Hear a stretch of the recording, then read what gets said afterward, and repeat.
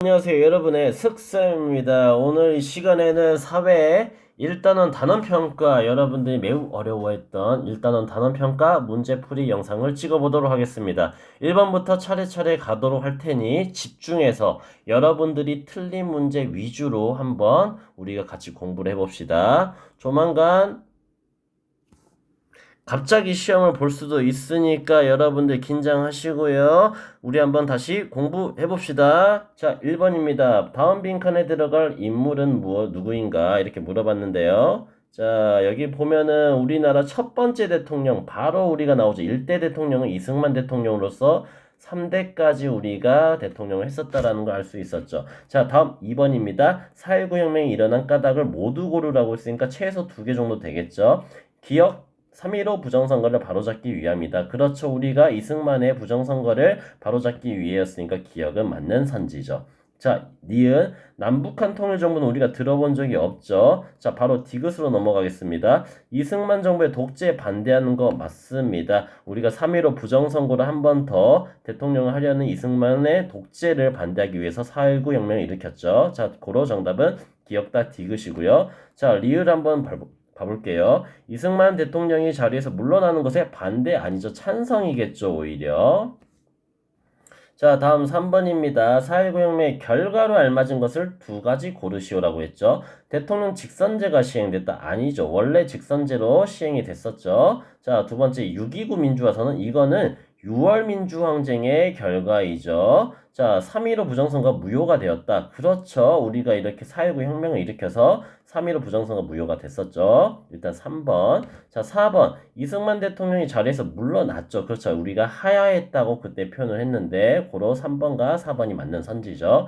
자, 민주주의에 대한 국민들의 관심이 오히려 늘어났겠죠. 자, 그 다음 4번입니다. 1961년 박정희가 군인들을 동원해 정권을 잡은 사건. 이것을 이제 많은 친구들이 좀 실수를 했는데 군사정변이라고만 쓴 친구들이 있었어요. 물론 군사정변이 있지만 전두환 때도 군사정변을 일으켰기 때문에 그것과 구분하기 위해서 우리가 5.16 군사정변이라고 표현을 했었습니다. 자, 다음 5번입니다.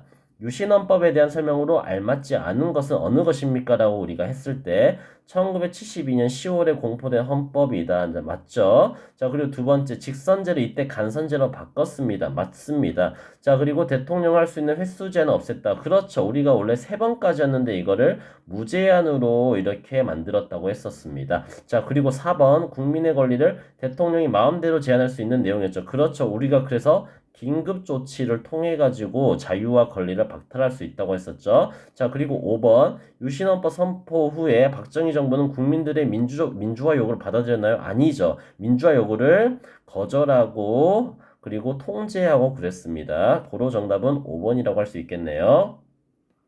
다음 6번입니다.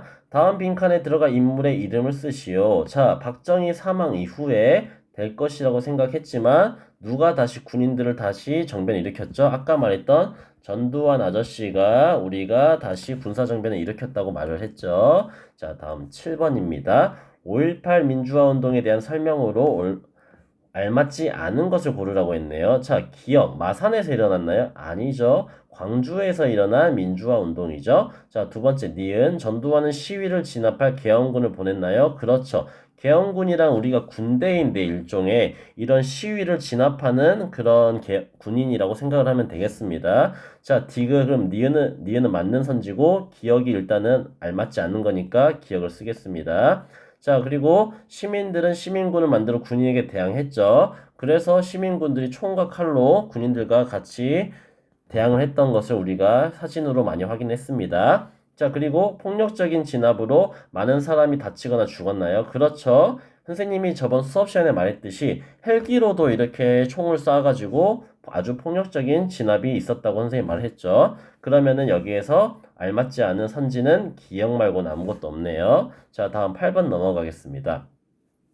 5.18 민주화 운동에 대한 설명으로 알맞지 않은 것을 우리가 한번 골라보면요. 자, 5.16 군사정변 이때는 박정희 때죠. 5.18 민주화 운동은 전두환 때인데 자, 그리고 2번. 결과적으로 이승만 대통령이 물러난 게 아니죠. 이때 전두환 때였죠. 자, 3번. 민주주의를 지키려는 시민들의 의지를 보여주었죠. 그렇죠. 민주주의를 지키기 위해서 시민들이 일어난 거였기 때문에 정답은 3번입니다. 자, 4번.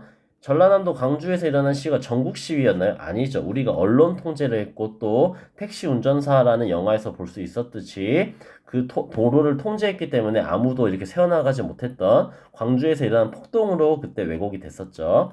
자, 그리고 5번입니다. 군사정변이 일어나자 계엄군이 시민들의 안전을 지켜주었나요? 아니죠. 오히려 폭력적인 진압이 있었다고 우리가 배웠습니다. 자, 다음 9번입니다. 다음과 같은 결론을 이끌어낸 사건은 무엇인지 한번 확인해 보겠습니다.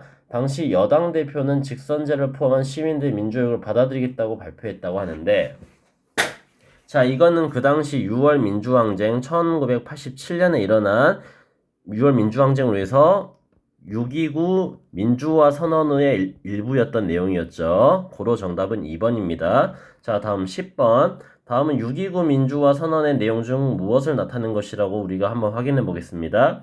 대통령을 국민이 직접 뽑는 것이 중요하다고 했네요. 이거는 뭐예요? 우리가 직선제라고 배웠었죠. 고로 정답은 1번입니다. 자, 다음 우리가 일상생활과 민주주의 문제를 풀어보겠습니다. 아마 여러분들의 시험지 모양이 살짝 다른데 이거는 선생님이 편집하기 전에 시험지고 문제는 똑같으니까 같이 한번 확인해 봅시다. 다음은 무엇의 뜻을 설명한 것인지 쓰시오라고. 사람들이 함께 살아가다 보면 생기는 여러 가지 문제를 원만하게 해결해 가는 과정을 우리가 두 글자로 정치라고 했었죠. 2번입니다. 민주주의를 나타내는 예와 관계없는 것. 자, 이거는 우리 시험 문제는 안 나왔지만 한번 찾아보면은 자, 여기 봅시다. 기업 회의는 우리가 민주주의보다는 기업의 이익을 위해서 자체적으로 행하는 회의라고 했었죠. 자, 그래서 정답은 2번입니다. 자, 3번. 민주주의를 실천하는 태도 중 다음 친구가 보여준 태도가 무엇인지 한번 이 친구의 발언을 보면은 키 순서로 안 짜는 의견 도 좋은 것 같아.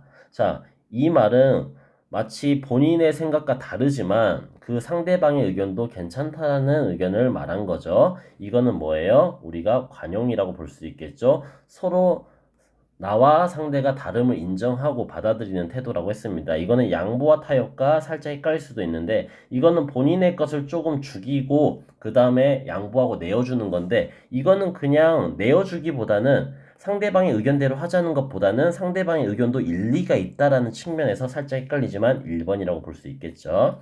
자, 그 다음에 4번. 다음 글에서 잘못된 내용 골라 기호를 쓰시오라고 했습니다. 자, 잘못된 내용. 다수의 의견이 항상 옳나요? 항상 옳다기보다는 옳을 확률이 높기 때문에 다수결의 원칙을 우리가 사용한다고 했었죠. 자, 그 다음 5번입니다. 다음 빈칸에 들어갈 말로 알맞지 않은 것. 민주주의를 이루려면은 뭐뭐 등에 따라, 자, 신분에 따라 부당하게 차별받으면 안 되죠. 재산에 따라도 차별받으면 안 되고, 성별 남자 여자에 따라에 대해서 차별받아도 안 되죠. 그리고 인종, 흑인이냐 백인이냐 황인이느냐에 따라서 차별받아서 안 되지만 우리가 실력은 아니죠. 우리가 자유주의 시대에서 우리가 여러분들이 삼성전자 모두 들어가고 싶어하는 기업이지만 아무나 들어갈 수가 없잖아. 실력에 따라서. 그래서 실력은 우리가 여기에 해당되지 않아서 정답은 4번입니다. 6번입니다. 다음 빈칸에 들어간 민주선거의 기본 원칙. 자, 여기 보면은 누구나 한 사람씩 한 표씩. 누구나 한 1인 1표예요. 그건 뭐예요? 평등하다는 거니까 2번 평등선거가 되겠네요. 자, 7번. 모든 국민이 나라의 주인으로서 권리를 갖는 이 정치제도는 뭐라 했어요? 자, 민주주의라고 우리가 배웠습니다. 한 글자씩 따서. 자, 다음 8번입니다.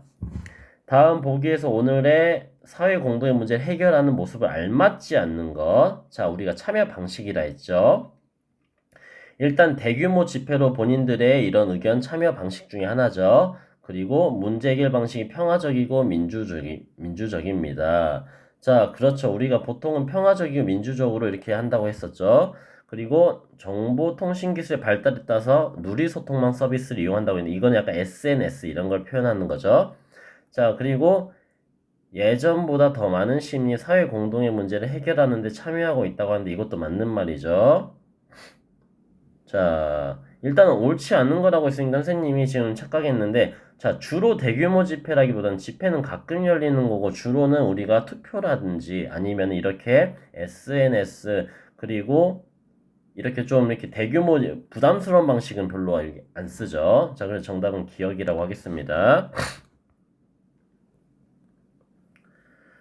자, 다음 9번입니다. 다음 그림이 나타내는 민주주의 기본 정신. 자, 책은 누구나 똑같이 5권씩 빌릴 수 있다고 했죠. 이거는 뭐예요? 우리가 평등, 공평하게 한다는 평등이죠. 니은입니다. 자, 그 다음 10번. 민주주의를 실천한 태도 중 다음에 해당되는 것은 무엇인지 우리가 따져보면 사실이나 의견의 옳고 그름을 따져 살펴보는 태도. 이런 거 우리가 비판적 태도라고 했습니다. 자, 다음 11번. 다음 빈칸에 들어갈 말로 알맞은 것은 어느 것인지 자 확인해 봅시다.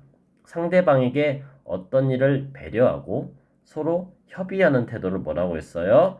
양보와 타협이라고 했죠. 왜냐하면 우리가 항상 상대방 아니면 나의 의견만으로 할 수 없으니까 조금씩 양보해서 그 중간 지점에서 의견을 합치하는, 의견을 정하는 것을 우리가 양보와 타협이라고 말을 했습니다.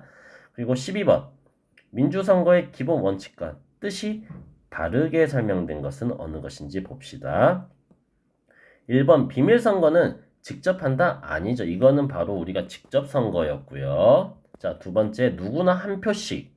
자, 누구나 한 표씩은 뭐였어요? 우리가 평등선거였죠. 자, 그리고 선택한 후보 비밀로 한다. 비밀 바로 비밀선거였고요. 자, 그리고 공식적인 절차에 따라 투표한다. 이런 거는 우리가 선거의 기본 원칙에는 없었습니다. 자, 그럼 마지막 보통선거. 만 18세 이상의 국민이면 누구나 투표한다. 맞죠? 우리가 그때 19세였는데 만 18세로 이렇게 내려갔다고 우리가 배웠었죠. 정답은 그래서 5번입니다. 자, 다음 우리가 소단원 3단원 민주정치 원리와 국가기관의 역할에 대해서 한번 정리해 보겠습니다. 자, 다음 중 국회에서 하는 가장 중요한 일. 자, 국회는 입법부라고 했고요. 입법부는 뭐라고 했어? 법을 만드는 거라고 했죠. 그래서 정답은 1번입니다. 자, 우리가 예산 심의하기도 했었는데, 하지만 가장 중요한 거는 법을 만드는 거겠죠. 자, 그 다음 2번입니다. 정부가 맡아서 하는 일. 자, 정부는 행정부라고 했고요. 법을 집행하는 곳이라고 했습니다. 자, 그럼 법을 집행하는 것은 이렇게 나라의 살림이라고 했죠. 자, 정답은 4번입니다. 자, 3번 다음 보기에서 3권 분립하는 까닭으로 알맞은 것을 골라 기호로 쓰라고 했는데요. 기억부터 살펴보겠습니다. 기억. 국가의 중요한 일을 빠르게 결정할 수 있다. 자, 솔직히 이렇게 3권을 분립하지 않고 통일하면 빠르게 했지만은 우리가 분립은 조금 느리게 우리가 결정이 될 수 있겠죠. 자, 그 다음 니은. 국민의 선거로 뽑은 대통령과 국회의원에게 큰 힘을 실어줄 수 있다? 아니죠. 오히려 서로 견제하게끔 하는 게 이 3권 분립의 의의라고 했습니다. 자, 그 다음 디귿입니다. 각 기관이 서로 견제하고 그 다음에 균형을 이루게 한다. 맞습니다. 그래서 이렇게 하는 이유는 뭐다? 국민의 자유와 권리를 지키기 위해서. 만약에 우리가 이 3권 분립이 안 되면은 옛날 중세시대 왕처럼 우리 시민들이 노예 취급당하면서 자유와 권리를 뺏길 확률이 더 높아지겠죠. 자, 다음 우리가 4번 넘어가겠습니다. 다음과 같이 예산 심의와 확정하는 곳. 자, 이건 아까 전에 1번에서도 배웠지만 국회의 역할이죠. 국회는 법을 만드는 역할이 주된 역할이지만 예산 심의와 확정도 한다고 했습니다. 자, 다음 5번입니다. 다음 글의 기억에서 디귿에 들어간 기관이 순서대로 짝지어진 거. 자, 3권 분립 입법, 법을 만드는 건 어디? 국회고요. 그 다음 행정. 자, 법을 집행하는 곳은 정부였고요. 자, 사법, 재판하는 곳은 어디? 법원이었습니다. 그래서 정답은 2번입니다. 자, 다음 6번. 정부 조직 중 국민의 교육에 관한 일을 책임지는 곳은 어디냐? 자, 교육과 관련된 것. 자, 우리가 직관적으로 3번 교육부라는 걸 알 수 있겠죠. 자, 다음 7번입니다. 국회에서 하는 일 중 다음에 설명한 것은 무엇인지 한번 찾아보겠습니다. 자, 정부가 법에 따라 일을 잘하고 있는지 확인하는 활동, 감시하는 활동. 이걸 뭐라고 했죠? 국정감사. 자, 여기 답은 5번입니다. 자, 다음 8번. 정부에서 다음과 같은 일을 하는 사람 누구인지 우리가 한번 확인해 볼게요. 외국에 대해 우리나라를 대표한다. 외국이 나오니까 우리가 마치 외교부 장관이라고 우리가 생각할 수 있겠지만, 자, 두 번째를 한번 읽어보자. 정부의 최고 책임자로 나라의 중요한 일을 결정한다 했죠. 최고자는 누구예요? 우리가 바로 대통령이라는 걸 알 수 있습니다. 그래서 대통령이 외국에 가서 외국 대통령과도 같이 만나기도 하잖아요. 자, 그래서 이렇게 첫 번째 말이 나온 것 같습니다. 정답은 1번. 자, 다음 9번입니다. 나라를 지키는 일하는 정부 조직은 어느 곳이냐고 우리가 물어봤을 때 지키는 일은 어디겠어? 우리 선생님이 군인 출신이잖아요. 군인들이 속해 있는 이 국방부가 나라를 지키는 일이겠죠. 그래서 정답은 2번이고요. 자, 소방청은 여기도 뭐 나라를 지키지만 나라를 좀 지킨다기보다는 불을 끄고 이렇게 안전을 우리가 도모하는 곳이죠. 그래서 정답은 2번에 더 가깝다고 할 수 있습니다. 자, 다음 10번. 다음 보기에서 법원이 삼심제도를 두는 까닭으로 알맞는 거. 삼심제도는 일단 우리가 재판을 3번까지 할 수 있다는 거였고, 지방법원, 자, 그리고 고등법원, 그리고 대법원 이렇게 단계적으로 재판을 받는 제도라고 했죠. 자, 그렇게 3번까지 하는 이유는 우리가 재판을 공정하게 하기 위해서. 자, 신속하게 하려고 하면 한 방에 끝내겠죠. 3번이 아니라. 그리고 재판에 드는 비용을 줄이기 위해. 자, 3번씩 하면 비용이 줄어드는 게 아니라 더 늘어나겠죠. 정답은 기억.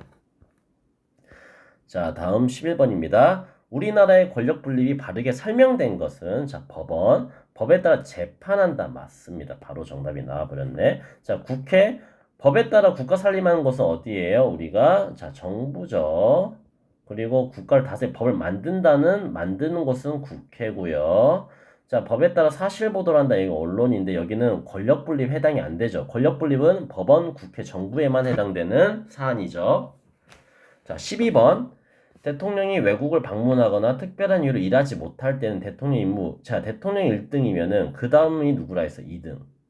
자, 국무총리라고 했죠. 정답은 1번.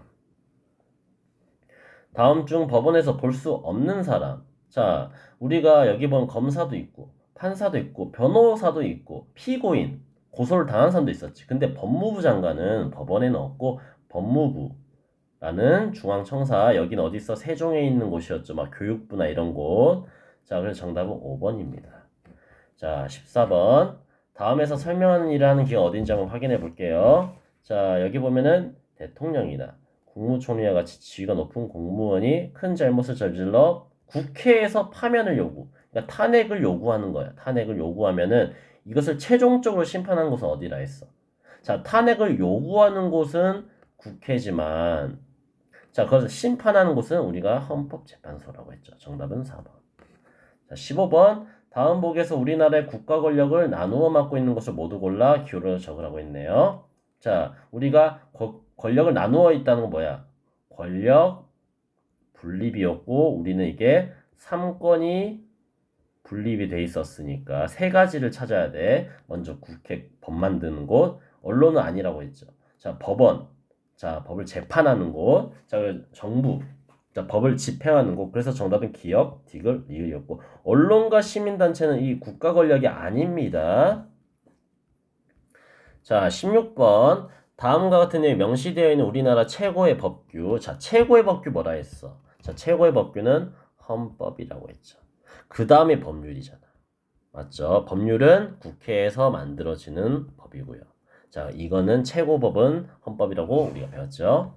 자, 17번. 국회에서 나라의 중요한 일을 의논하고 결정하는 사람은 누구인가? 국회에 있는 사람 누구예요? 판사는 법원에, 검사도 법원에, 대통령은 정부에, 국무총리도 정부에, 국회의원이 국회에 있죠. 정답은 5번. 자, 18번. 대통령과 국무총리, 국무위원이 참석하여 정부의 주요 정책을 심의한 최고의 심의기관. 심의기관은 어디야? 자, 정답은 4번이죠. 이 사람들이 속해 있는 곳은 정부인데 이 정부 중에서도 심의를 하는 기관은 어디라 했어? 국무회의라고 했죠. 자, 그 다음 19번. 다음과 같은 일하는 정부 조직은 어느 곳인가? 어떤 일이죠? 다른 나라와 협력할 수 있는 정책을 만들고 다른 나라에 있는 우리 국민을 보호한다 해서 다른 나라에. 자, 다른 나라라는 건 우리가 외국이란 거죠. 외국은 어디와 관련돼 있겠어? 외교부와 관련이 돼 있겠죠. 그래서 3번. 자, 마지막 20번입니다. 다음 보기에서 법원이 하는 일이 아닌 것을 골라라고 있죠. 자, 그럼 기억. 사람들 사이의 다툼을 해결한다. 맞습니다. 자, 니은. 법을 지키지 않는 사람을 처벌합니다. 맞습니다. 그래서 징역, 뭐 2년, 뭐 벌금, 뭐 얼마 이런 식으로 처벌하는 것이죠. 자, 그리고 디귿. 개인과 국가 사이에 생긴 갈등을 해결합니다. 그렇죠. 그래서 최근에 살인의 추억에 나왔었던 그 살인마가 아닌데 살인마로 오해받아서 몇십 년 동안 감옥에 있었던 사람이 국가에 대한 배상 고소를 했었죠. 마지막 리을. 국가기관이 국민의 기본권을 침해했는지 판단한다. 자, 이건 어디 간다고 했어? 우리가 헌법재판소에서 한다고 했죠. 자, 헌법재판소 우리가 법원을 같이 배웠지만은 둘이 구분되는 기관이었습니다. 그래서 정답은 리을. 자, 여기에서 우리 친구들 중에 니은과 헷갈린 친구가 있었을 거야. 선생님, 경찰이 우리가 그렇게 막 딱지도 끊고 처벌하는 거 아니에요? 하지만 이거는 법을 집행하는 거고요. 처벌 이렇게 내리는 거는 우리가 어디서 한다고 했어? 법원에서 한다고 교과서에서 배웠습니다. 살짝 헷갈릴 수 있어요. 하지만 우리가 교과서에 나온 그대로의 문장이 있기 때문에 우리가 구분할 수 있도록 하겠습니다. 자, 그럼 여기까지 사회 1단원 정치제도의 발전에 대해서 우리가 배워봤고요. 다음 2단원 경제제도의 발전에 대해서 우리가 배워보기 전에 우리나라의 경제제도의 발전에 대해 배워보기 전에 조금 더 복습하는 차원에서 이렇게 정리를 해보았습니다.